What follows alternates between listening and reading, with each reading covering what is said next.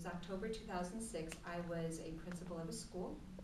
I worked an average of 60 to 80 hours a week, also going into further education, and I was getting my master's. I just felt this, I felt like a hand was squeezing in my muscles and pushing in. And then it lasted for probably about 3 or 4 minutes, and then I just was exhausted.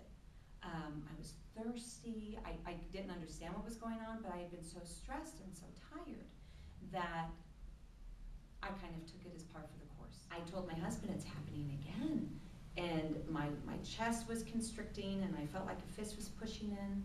So we went to the emergency room, and we were in there probably for about 3 or 4 hours, and the doctor, wonderful ER physician, he did the smartest thing. He said, you know, there's nothing necessarily wrong that I can see, but something just doesn't look right. And he said, I honestly wouldn't be able to go home tonight and sleep, thinking you might have a heart attack.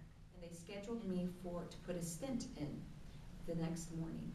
When I came out of the surgery, the procedure, they told me the bad news was that they were going to have to do open heart surgery.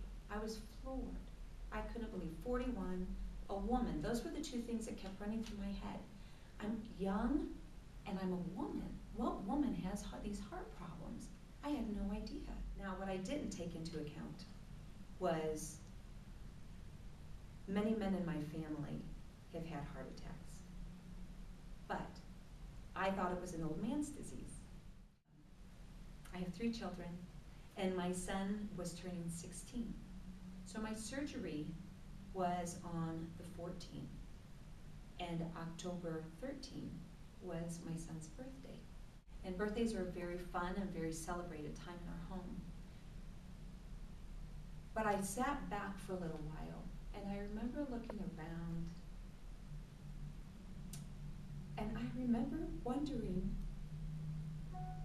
if this would be the last time that I would see my family, if this would be the last birthday I would celebrate. I have lost 75 pounds. I exercise regularly. My major goal is to run a 5K. Not that I can look a certain way, but because not only do I need to live, but my family, they have this problem. Now that we know my uncles and my grandfathers and myself now, we have heart disease. My children are in line for it. My husband's parents, both of them died of heart disease. But my children, if we're not careful, if they're not careful, they're going to struggle with heart disease. So we have made a drastic life change in our home. My children are more fit than they've ever been. My husband is more fit than he's ever been. We choose to live life to its fullest and not be controlled by it. We would rather, and we are choosing to control the heart disease.